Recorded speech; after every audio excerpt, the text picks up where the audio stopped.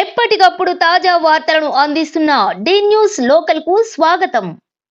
ఈరోజు రాత్రి జరిగిన బస్ ప్రమాదం హైదరాబాద్ టు బెంగళూరు.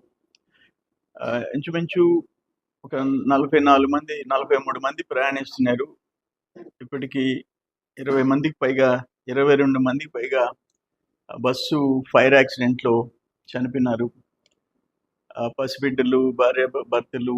ఇప్పుడు ఎగ్జాంపుల్, వింజమూరు మండలం గోళ్లవారిపల్లికి చెందిన గోళ్ల రమేష్, ఆయన భార్య, 2 బిడ్డలు, 4 చనిపోయినారు. హృదయ విదారకంగా ఉంది. ఆ స్లీపర్ సెల్స్లో వాళ్ళు పడుకొని పాపం ఆ పొగల్లో లేచి బయటకు రాలేక అందరూ చనిపోయినారు. ఇది ఇప్పటికి మనం ఇటువంటి యాక్సిడెంట్ ప్రమాదం చూడలే. ఇంతమంది ప్రాణాలు తీసిన బస్సు ప్రమాదం మనం చూడలే. అందుకనే ప్రైమ్ మినిస్టర్ దగ్గర నుంచి, చీఫ్ మినిస్టర్ దగ్గర నుంచి అందరూ సంతాపాలు తెలుపుతున్నారు. ఇది దారుణంగా జరిగింది. అసలు జీర్ణించుకోలేకపోతున్నాం. ఏ ఛానల్ పెట్టినా ఈ బస్ యాక్సిడెంట్.